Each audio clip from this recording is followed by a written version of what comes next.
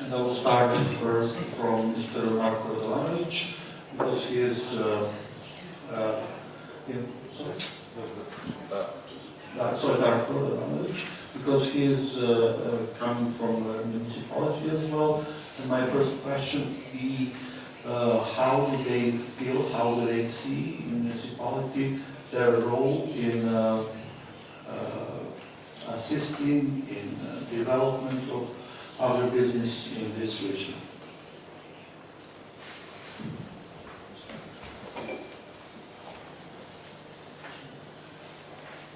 Mislim da je to...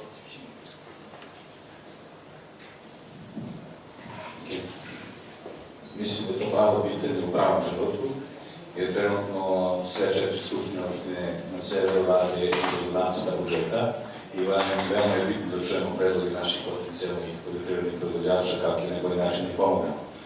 A osnovna uloga lokalne samouprave jeste da kroz taj department za poljoprivredu i kroz kancelariju za lokalni ekonomski razvoj bude pokretačka snaga, odnosno da pomogne potencijalnim poljoprivrednim proizvođačima kako i na koji način da pokrenu sopstveni biznis. Ono gde smo mi kao lokalna samouprava spremni da ih pomognemo, to su pre svega razne vrste subvencije koje će omogućiti po hektaru, zatim subvencije i premije za proizvodnju mleka, ukoliko se radi o nekoj mlekari. Zatim spremni smo da ih pomognemo kroz osnivanje poslovnih inkubatora kao početna osnova za njihov dalji razvoj. Kasnije, kada prerastu taj period od 3 do 5 godine, pomoći ćemo im da se udružu takozvane klastere, to jest grozove.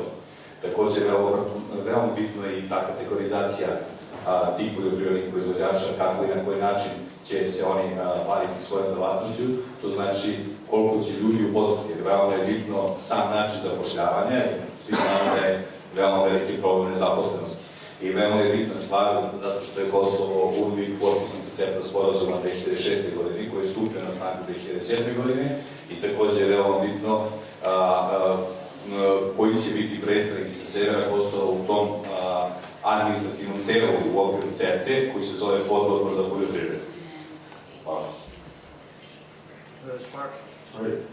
As far as I know, from my experience, I know that you will be the most adapted institution, because farmers are never satisfied. This is something you have to be aware of that threat, but of course your assistance will be very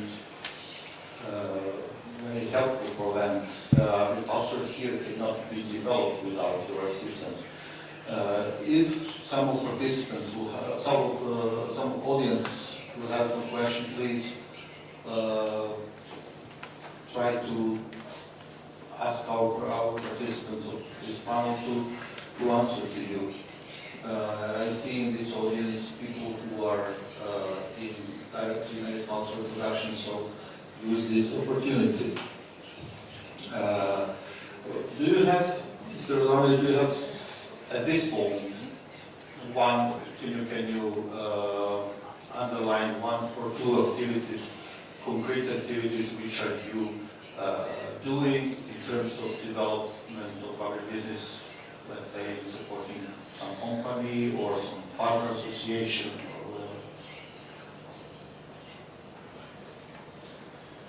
Trenutno na čemu radimo jeste pre svega nacrt budžeta, gde ćemo jasno predvidjeti koliko će biti budžet za poljoprivredu, odnosno koliko će biti budžet za department za poljoprivredu. Sada ne znam, zato što još uvijek zakonski uslovi su takvi da do 30. augusta treba da predamo nacrt budžeta. Nakon toga ćemo održati sednicu Skupštine opštine i vidjeti koliki će nam biti budžet za poljoprivredu. U okviru tog budžeta smo i predvidjeli formiranje zajedničke zadruge, da li će to biti javno-privatno partnerstvo, ne znam, još uvijek, ali smo formirali komisiju u okviru Skupštine opštine koja se bavi isključivo tim pitanjem. My second question to you will be, we are all aware that agribusiness is not common business, it's not a simple one. Maybe it is the most complex business. You have to produce, you deal with living organisms, you have to produce, you have a product, you have to sell the product, you have to be profitable. So agribusiness is really something very complex.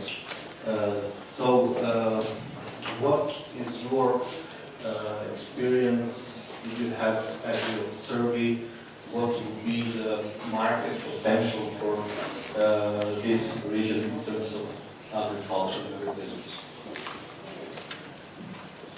Is this only the local market, or you have some overview on a higher scale?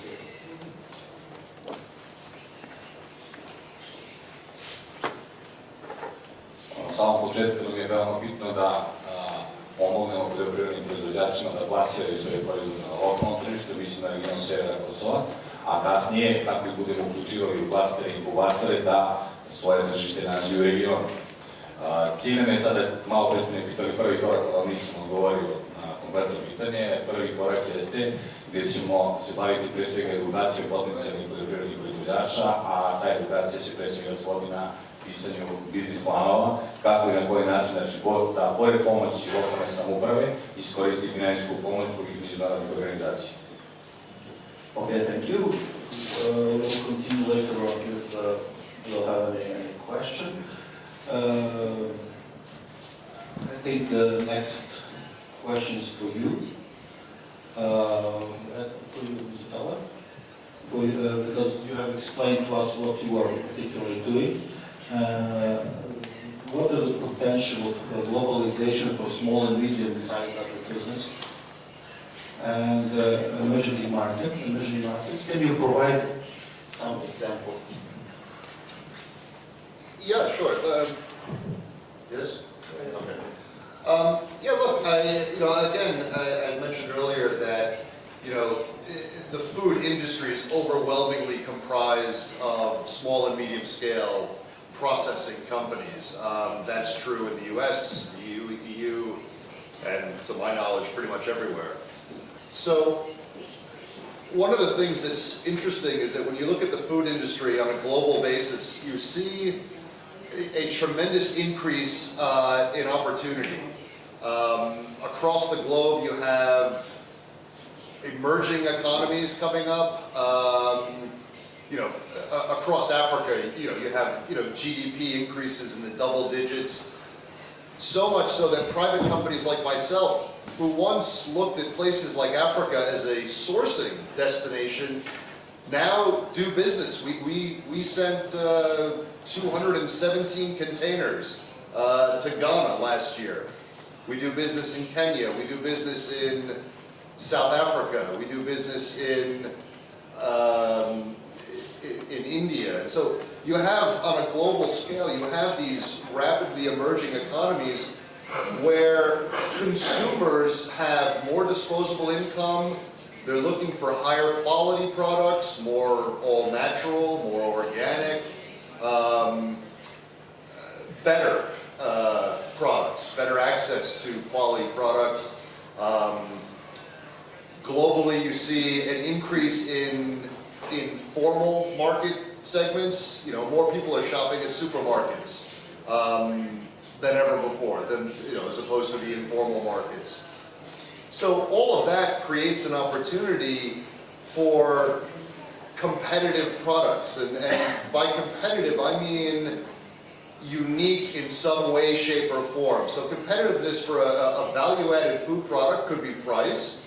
You're the cheapest or the least expensive in that category. It could be the various attributes of a particular product. Maybe it's organic, or it's fair trade, or it's wildlife friendly, or any of the hundreds of certifications that are available out there. And depending on your target market, you explore each one of those. So, for example, within the European Union, fair trade is far more popular than it is in the United States. So if you were approaching the US market, I wouldn't even suggest spending the money on that, because Americans don't understand the concept of fair trade.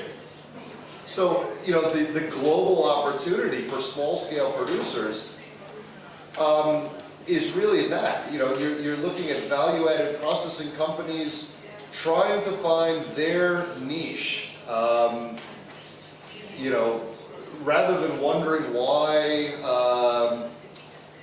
a particular commodity is not competitive even on a regional basis. Is Kosovo wheat competitive with Macedonian wheat? I don't know, but maybe it is, maybe it's not. But adding value, adding that uniqueness, again, through certification, through the branding of a particular regional cuisine, you know, Kosovo cuisine, let's say, and branding Kosovo in a way that other countries have done so successfully. You know, Italy, France, Thailand, Mexico, we all know what they eat there, you know, because it was a conscious effort on behalf of the many stakeholders in initiatives like this, be it government, be it donors, be it private sector, obviously. I'm a huge fan of business incubation, as my fellow panelists mentioned. So all of these players have gone to extensive lengths in promoting a particular region. So, you know, when you're looking for the best of a particular product, the best tomato sauce in the world, well, a lot of people would argue it comes from Italy, or, you know, the best curry, or the best what have you. So all initiatives like that create your competitive advantage. And that's the opportunity. And you see pockets of interest in international cuisines all over the world. You know, the U.S. is probably the leader. For us, about 55, a little more than 50% of our business is based in the United States. And we have much more success launching quote-unquote unusual or new cuisines into that market. About 10 years ago, we started working on an African specialty foods program that was taking place in 17 countries, amounted to a little under 1,000 products coming out of those. Globally, the United States was our target market. The European market didn't embrace the concept of African value-added products as such. So in the United States, basically we went from 0 retail locations to about 24,000 over the past, well, 7 years, let's say. So that's been a big opportunity and certainly an experience for us in creating this brand that is, you know, African cuisine. We've done the same with British, French, Italian, Thai, Japanese, Indian, organic, fair trade, on and on. So I think it's a wonderful opportunity, and as several people have mentioned, you know, I honestly believe that agribusiness, and specifically value-added food processing, is one of the few endeavors that can promote sustainable economic development, from the smallholder farmer all the way up to the, you know, retailers and everyone in between.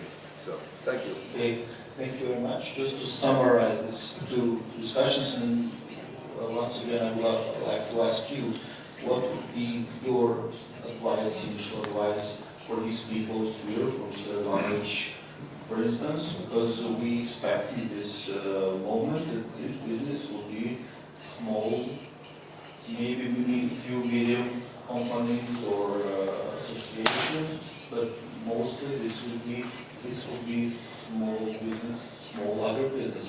What would be your advice for them? How can they advise farmers, families which are trying to raise up their businesses? I think the best advice, and probably the least followed advice by food processing companies, is to do your homework. Do the research and figure out where your place in the market is. And look, there's a market for every product. And I honestly believe that. Every legally compliant product has a market somewhere. So, and identifying it is really not that much of a secret. You know, you have people in the industry who obviously know, you know, perhaps a little bit more about where specific opportunities are. But, you know, thanks to our, you know, global connectivity with the internet, finding this kind of information and creating this competitive analysis is quite easy. I can go online now and I can find all the strawberry jam products that are being sold all over this region. I can see how much they cost, I can see the fruit content, the standards of packaging, requirements are for the products? Do I need HACCP? Do I need, ISO? Do I need, is everyone else organic? So now I need to be organic. And you can find all of this information in lots of places. And again, I'm a huge supporter of the incubator concept, so if I actually had to pick a starting point, I would actually promote the development of food processing incubators within the country. But at the SME level, do your homework. Find the people, find out where the opportunities are. If you're looking at exports, how competitive are you? Are you looking for regional expatriates? And if so, where are they? Where do they shop? And you can find all of this. So that would be my advice. Research. Just to finish, Doctor, you just underlined a few challenges. What are the main challenges they can expect in the future in there? Because they are now, let's say, more or less in startup. Sure.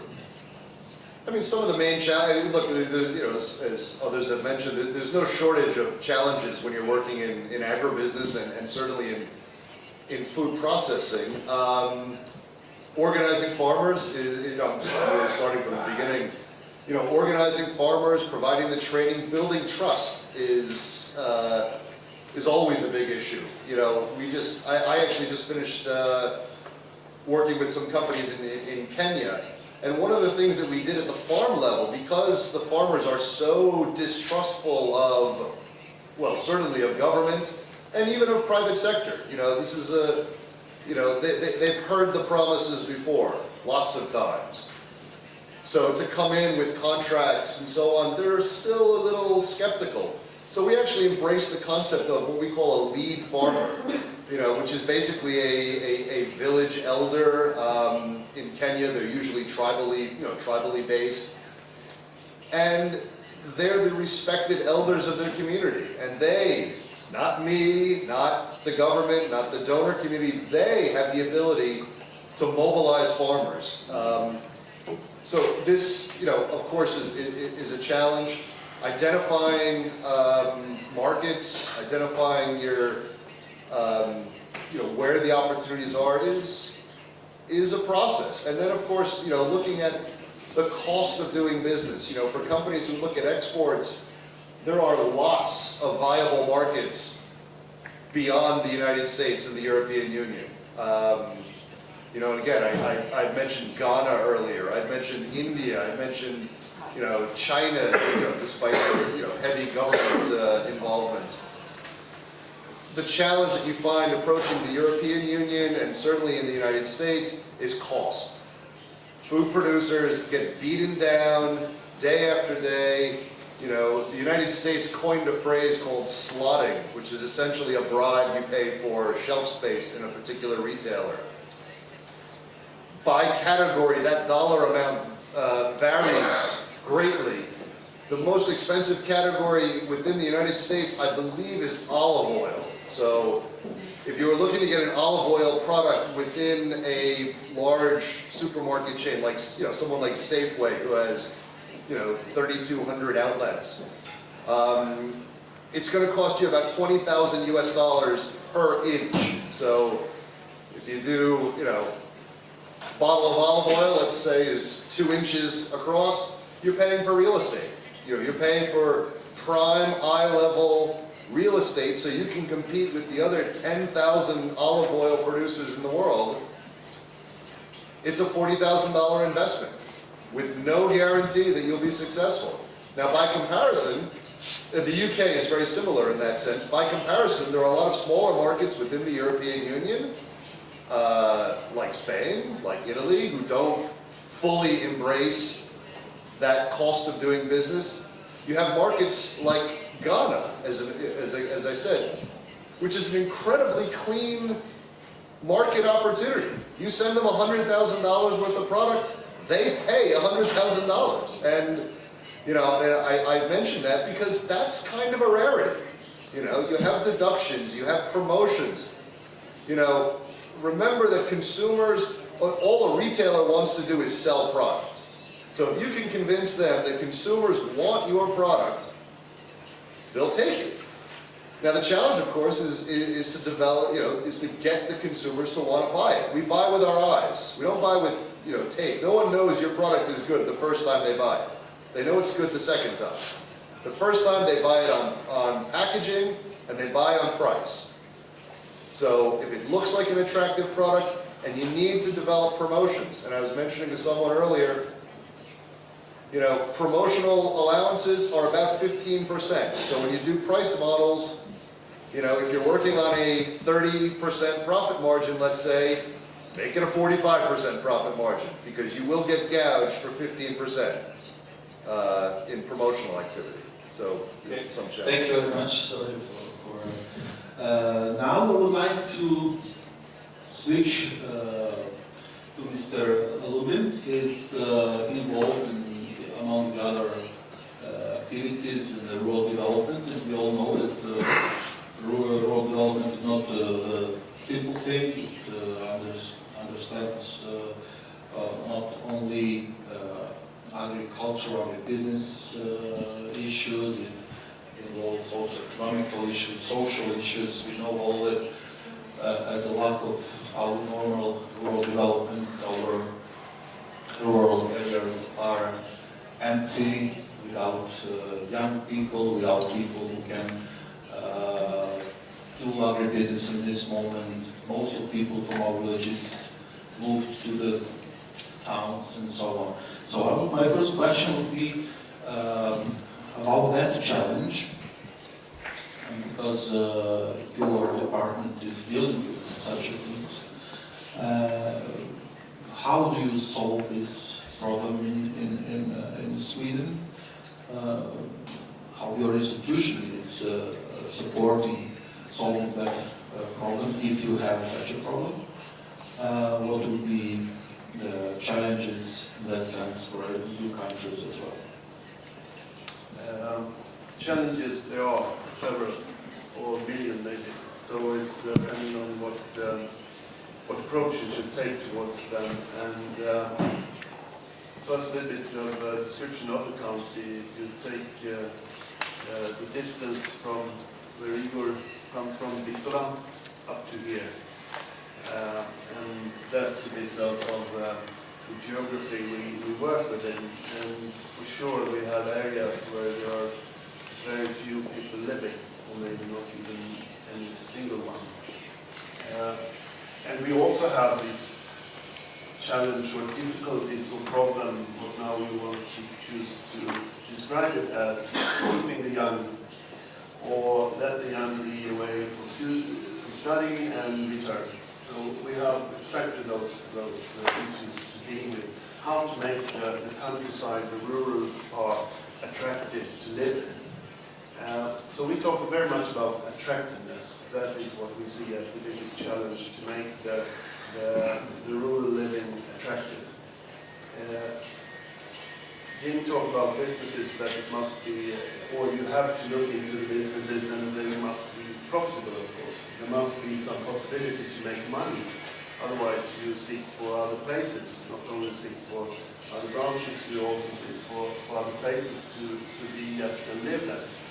So you make a decent outcome. And we have that challenge to look at. So what we try to work with, what we see behind innovations, we want to stimulate innovations that are directed to the rural areas. And I don't talk about agribusiness, but agribusiness is the central part, to produce, process, to do more than just produce wheat, barley, oats, or what now you can produce. And there we see microbreweries are growing, etc. So I think you are familiar with those types of businesses as well. So what we then are asked for, as I think you do to your authorities as well, can we be supported in somewhat, giving more money, or giving more money, or give some money? And the good and bad thing, but mostly good, is that we are part of the EU. And here we have the Common Agricultural Policy, which is the only common policy which also have a common budget. So there, of course, we have the limitation, but the possibilities as well. To use the common policies which we have within the EU countries. And that has been the challenge lately, to develop a new rural plan, or a regional rural development plan, where we try to prioritize areas where we think it's the best to put the limited money that we have. Because we have money, but even though we are seen as a rich country up in North, we have still limited amount of money to spend. And to spend from a government point of view is, of course, subsidies. And subsidies normally doesn't help a lot, but can give a push in an initial phase. So therefore we focus on giving the push what we can do in an initial stage to either new young farmers or young entrepreneurs, or some innovative ideas, processing. And there, of course, we have the difficulties to find what is new, what is innovative. But what we seek for is that innovative is simply so that you take one idea and that exists, and you take another. So you have two existing ideas, and then you try to make them together. That's innovation as well, even if it's not a complete new thing, but it's maybe a new thing of doing it. Take a microbrewery. Well, we have been brewing beer for a very, very long time, but if you do it in a new environment, in a new building, or you try to make something more, that you also establish tourist visit spots. And there we can be, of course, supported by giving some starting funds. So that is how we try to deal with it. Then the biggest challenge for Sweden is that we must increase the production, overall production, and there we come into the food agriculture sector. So I think it's similar to what you are here. You import lots of products. We do the same in Sweden. Almost 50% of what we consume on our table, on our plates, is imported products. So that is also a very crucial and important challenge that we try to deal with. The EU system and how to both use it and not misuse it. So when we talk about the internationalization for us, it's very much about what EU and EU regulation give us the possibility to do. And so in that sense you can say that we have to follow what is said in the common agricultural policy and what is regulated via that. So in that sense we work very much with, I think you have the payment system, or you have some kind of subsidy system here as well. And I will not go into it, but farmers receive different type of subsidies, or we should not talk about that. Now I use the wrong word, because it's payment for something that they do and are not paid by selling their products. And that is the trend, that it goes more and more into that you are paid for taking some certain, you do some certain things regarding environment, for instance. And that is more of a handle or administrative system. And so we just follow the rules that EU has set. But then we have some part which is more, so to speak, free money, or money that you can apply for. And a lot of it, and we put even more on that for competence development. You talk about what is the challenge in competence development. Is a wide description, but producer, processor, and people